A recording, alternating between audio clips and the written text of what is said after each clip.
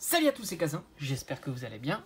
Aujourd'hui, au travers de cette vidéo, on va faire un petit peu un point sur les cartes les moins chères en version légendaire de Lorcana. Alors il faut savoir qu'il existe différentes raretés dans le jeu de cartes Lorcana. Ça va de la plus basique, la carte commune, peu commune, rare, super rare, légendaire, et enfin le Graal, mais plutôt pour les collectionneurs que pour les joueurs, la version secrète. Là on va pas en parler des cartes secrètes parce qu'elles sont très compliquées à avoir, à faire tomber en ouverture, et en plus elles sont vraiment très chères, bien plus haut que la plupart des cartes standards. Même les légendaires les plus recherchées sont beaucoup moins chères que les cartes secrètes. Alors une carte légendaire déjà, c'est quoi? C'est lorsque tu as ce petit logo. On va encore reparler des cartes secrètes, sans compter qu'elles n'apportent rien de plus par rapport au jeu, puisque si tu t'aperçois ici ce Mickey Mouse qui est la carte secrète, très compliquée à faire tomber, qui coûte 7, qui a un 6 et un 5, et qui a différentes caractéristiques, compétences, alter 5 et mauvaise orientation. Tu t'aperçois qu'elle a les mêmes compétences que la Mickey Mouse, bandit rusé. Donc c'est la même carte, la différence c'est évidemment c'est l'illustration et la brillance de la carte, mais si tu joues un deck, tu pourras tout simplement utiliser cette carte là, qui est une carte super rare et qui est beaucoup plus facile à avoir en ouverture, et en plus si tu veux l'acheter, elle sera beaucoup moins chère. Après, à voir si dans le jeu tu as le droit d'en mettre 4 comme celle-ci, 4 comme celle-ci. Normalement, rien n'interdit, puisqu'il parle bien d'illustrations différentes et non de personnages, parce que les deux s'appellent Mickey Mouse, et là-dessus, tu sais que tu peux mettre autant de Mickey Mouse que tu veux dès l'instant qu'il n'y a pas 4 cartes identiques. Là, je ne sais pas s'ils considèrent ou pas que ce sont des cartes identiques, sachant que les compétences sont les mêmes, il n'y a que l'illustration qui change. À voir en tous les cas. Maintenant, on va se reconnecter sur le but de cette vidéo.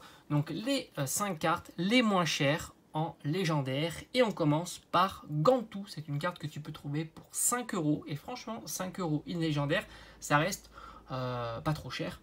Alors il faut savoir aussi que les légendaires, c'est pas des cartes qui sont trop compliquées à avoir en ouverture, sans compter que tu peux, à chaque fois, tu as une tentative donc, par rareté, c'est-à-dire que tu as une carte rare au plus dans un booster, plus une carte rare au plus, et enfin tu as la carte foil, donc tu peux avoir aussi là une légendaire. Donc tu as 3 possibilités d'avoir des cartes légendaires dans un booster, ce qui est plutôt très sympa. Donc on a ce Gantu qui vaut pas plus de 5 €, c'est une carte 8 qui est assez chère, qui est ancrable, donc ça c'est plutôt cool. C'est un 6-6, donc assez robuste lorsqu'il part à l'aventure, qui apporte 2 de l'or, donc c'est vraiment pas dégueu, et en état d'arrestation, donc ça c'est sa capacité. Les personnages coûtant 2 au moins ne peuvent pas défier votre personnage. On continue avec la bête. Là aussi c'est une carte qui est raisonnable, on la trouve aux alentours de 6 €. Donc la bête de la bête évidemment, je la trouve vraiment super réussie, je la trouve vraiment magnifique, elle est très jolie, elle coûte 5 mais elle n'est pas ancrable, donc ça c'est toujours un petit peu compliqué lorsque tu joues, quand tu as trop de cartes comme ça dans ton deck, s'il va te limiter ta progression, ton mana on va dire, que tu pourras poser en jeu. Elle est 4-4, donc ça c'est plutôt pas mal pour une 5, elle a 2 de l'or, donc ça c'est plutôt bien quand elle part à l'aventure. Elle a charge. Moi j'aime bien, c'est un peu initiative, enfin c'est pas le mal d'invocation. Ce personnage ne peut défier le tour où il est joué. D'habitude ils sont un petit peu fatigués quand qu'ils sont joués. Et il a rugissement lorsque vous jouez ce personnage. Épuisez tous les personnages adverses ayant des jetons dommage. Donc c'est plutôt une carte assez intéressante malgré qu'elle ne soit pas ancrable. Tu verras qu'il y a pas mal de cartes intéressantes à mettre dans ton deck. Et puis étant donné que tu n'as joué que 2 couleurs et qu'on a une quantité de cartes limitée, souvent tu vas rejouer les mêmes cartes. On a TK. Alors TK, tu peux la trouver pour moins de 10 €, on est aux alentours de 8 €. Alors là c'est une version foil, mais évidemment je ne parle pas des foils, je parle des cartes basiques. C'est une carte qui coûte 6, qui est ancrable, qui fait 5-5, donc c'est plutôt pas mal. Elle a 2 de l'or, donc l'impression que les légendaires ont au moins 2. Alors je ne sais pas s'il y a des légendaires à 1 de l'or. Et on a cherche le cœur. Lorsque ce personnage en bannit un autre via un défi durant votre tour, vous gagnez 2 éclats de l'or. Ça c'est plutôt pas mal, ça permet d'accélérer ta progression. N'oublie pas que pour gagner il faut que tu aies 20 de l'or, et franchement ça va relativement vite. Tu verras que le jeu va évoluer en ce sens pour ralentir la montée en lore, parce que si tu joues, pour l'instant, ça monte assez vite si tu joues certaines cartes. On continue avec John Silver, que tu peux trouver aux alentours d'une dizaine d'euros. Il coûte 6, il est ancrable, il fait 5-5, il a 2, encore une fois 2. Et il a cherché la bagarre lorsque vous jouez ce personnage ou qu'il est envoyé à l'aventure, donc ce qui produit 2 de l'or. Choisissez un personnage adverse qui gagne combattant durant son prochain tour. Il ne peut pas être envoyé à l'aventure et doit défier à chaque tour s'il le peut. Donc ça c'est plutôt intéressant. Si tu as en face un personnage qui est plutôt problématique pour toi, soit parce qu'il fait progresser trop rapidement en lore, ou alors tout simplement parce qu'il a la compétence insaisissable, ce qui est plutôt embêtant quand toi tu l'as pas, et ben tu lui mets ça, combattant, et du coup il est obligé de combattre, et disons que c'est comme s'il perdait son insaisissable. Donc ça c'est plutôt une carte intéressante malgré qu'elle coûte 6. Comme je t'ai dit, il y a vraiment tout un tas de techniques que tu pourras apporter dans ton jeu qui sera affiné évidemment en avançant avec les différents chapitres. Et enfin Stitch.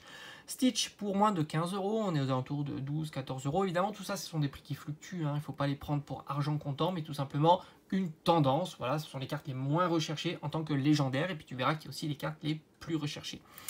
Donc là on est sur Stitch qui coûte 7, hein, c'est pas mal, mais c'est un robuste, un tank comme on dit. Il a 8 d'encaissement de dégâts, ce qui est énorme. On verra plus tard s'ils dépasseront les 10, enfin ou les 9, ce sera intéressant. C'est un 4-8, donc il a quand même pas mal en attaque.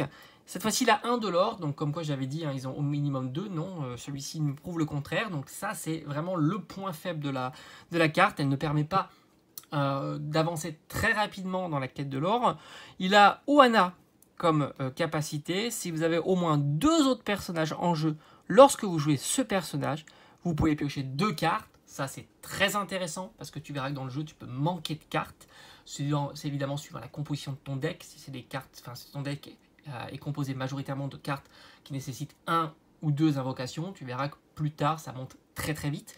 Et par conséquent, avoir une pioche de 2 cartes, c'est aussi très intéressant dans ton jeu. Ça peut te permettre vraiment de prendre l'avantage. Carte très sympa aussi. Donc voilà, je t'ai présenté les 5 cartes les moins chères de Légendaire Lorcana, qui sont pourtant des cartes qui sont très intéressantes à jouer. Parce que c'est vrai qu'en ce moment, bah, je m'intéresse aussi à la fois à la collection de ces cartes-là, mais aussi au jeu, ce qui rend la chose un peu plus sympathique. Voilà, j'espère que ça t'a plu, puis on se dit à bientôt sur la chaîne.